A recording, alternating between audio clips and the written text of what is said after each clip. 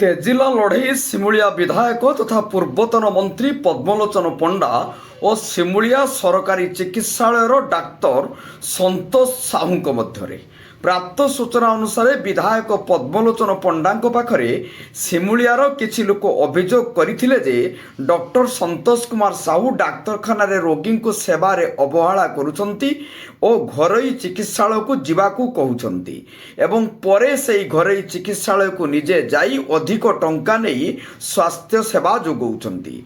जदि कौनसी गर्भवती महिला हॉस्पिटल को आसुचंती गर्भ कराइबा पई डाक्तर संतोष कुमार साहू दलालंक मध्यरे 1000 रु 500 टंका पर्यंत सेई गर्भवती महिलांक ठारू आदाय करुचंती।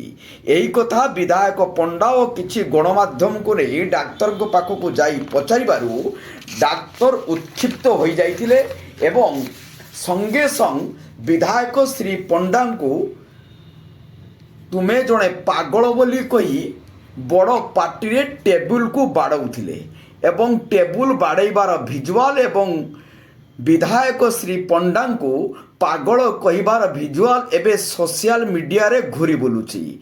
जणे प्रतिनिधि को एभली व्यवहार करिबा केते दूर समीचीन या समय ही कहबो। ओलोटा संतोष कुमार साहू डाक्तर व्यवहार करिबा परे बालेश्वर ठारे एक सांबादिक सम्मेलन करी कपल कल्पित मिथ्या आरोप गुड़ाए विधायकों उपरे लगाई। सही क्रम विधायक पद्मलोचन पंडा मध्य एक सांबादिक सम्मेलन में डाक्टर संतोष दास करिथिबा व्यवहार वीडियो समस्त गणमाध्यम को देखाइबा सह कहिसंती जदि डाक्तर को सेठारु बदली करा न जाए दृष्टांतमूलक पदक्षेप तांको उपरे न निया जाए ताहले सी अनशन रे बसिबे। देखा जाऊ सरकार डाक्तर उपरे कौन पदक्षेप नौछंती एवं जनसाधारण को किभली सेवा जोगई दउछंती।